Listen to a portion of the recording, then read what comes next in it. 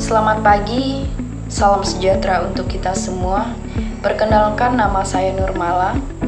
Orasi ini saya sampaikan sebagai bentuk pemenuhan tugas sekaligus tanggung jawab moral saya sebagai generasi muda Indonesia untuk menyuarakan pandangan saya terhadap permasalahan yang sedang terjadi di negeri ini. Dan hari ini saya memilih berbicara tentang perundungan dengan menyoroti kasus yang menimpa Timothy Anugrah Saputra, bukan untuk membuka luka, tetapi agar tidak ada korban lain yang jatuh sia-sia.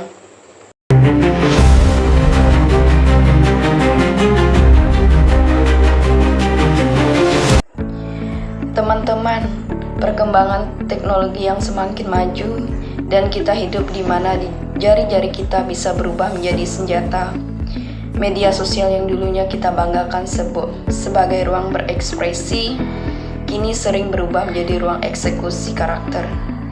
Perbedaan pendapat yang berubah menjadi permusuhan, perbedaan cara pandang berubah menjadi hinaan, dan lebih menyedihkan, yaitu empati yang seharusnya menjadi nafas kemanusiaan, kini mulai hilang, tertutup oleh komentar pedas dan ejekan yang tidak berperasaan. Kita sering lupa bahwa di balik layar ponsel yang kita pegang ada manusia yang bisa merasa terluka, manusia yang mungkin sedang berjuang dalam hidupnya. Namun sayangnya dunia digital seringkali tidak mengenal kata iba. Beberapa waktu yang lalu Indonesia dikejutkan oleh kisah menyayat hati. Ada berita kasus Timothy Anugrah Saputra, seorang mahasiswa Universitas Udayana Bali.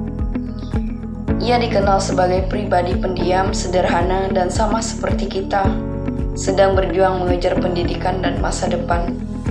Namun apa yang ia terima bukan dukungan, melainkan olokan, hinaan, dan perundungan dari teman-temannya sendiri. Timothy hanya ingin diterima, hanya ingin dianggap ada, tapi yang ia dapatkan justru tekanan mental yang begitu berat, hingga akhirnya merenggut hidupnya. Teman-teman, kita tidak hanya menyaksikan kasus itu, kita membiarkannya terjadi, karena di balik setiap komentar yang kita anggap sepele, ada luka yang mungkin tidak akan pernah sembuh. Jika kita melihat lebih dalam lagi, melalui kasus Timothy ini, masalah ini bukan sekedar soal teknologi, tapi ini soal karakter, soal hilangnya empati, soal budaya mengejek yang dianggap biasa dengan kalimat, cuman bercanda doang kok. Kita cepat dalam mengetik, tapi lambat dalam memahami perasaan orang lain. Kita pintar berbicara, tapi belum tentu pandai menjaga hati. Dan itulah yang paling mematikan, bukan secara fisik, tetapi secara batin. Sebagai generasi muda yang disebut sebagai penerus bangsa, kita tidak boleh hanya mengutuk, kita harus menawarkan perubahan. Maka solusi yang saya tawarkan adalah, yang pertama, membangun empati sebelum berbicara. Tanyakan pada diri sendiri, kalau aku di posisi dia, apakah aku sanggup menerimanya? Yang kedua yaitu menahan jari sebelum menghakimi. Tidak semua hal perlu dikomentari, dan tidak semua komentar pantas diucapkan. Solusi yang ketiga, mengubah media sosial menjadi ruang menguatkan, bukan menjatuhkan. Jika kita tidak bisa membantu orang lain, setidaknya jangan menyakiti hati orang lain.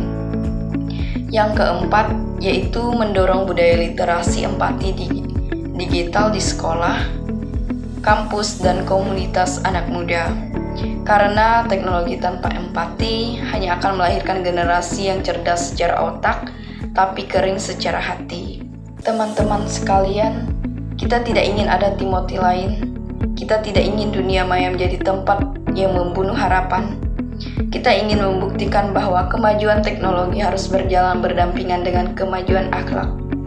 Ingat, persatuan tidak hanya dibangun di jalan dan di podium, tetapi juga di kolom komentar dan ruang digital yang kita gunakan setiap hari. Sekian dari saya ucapkan terima kasih.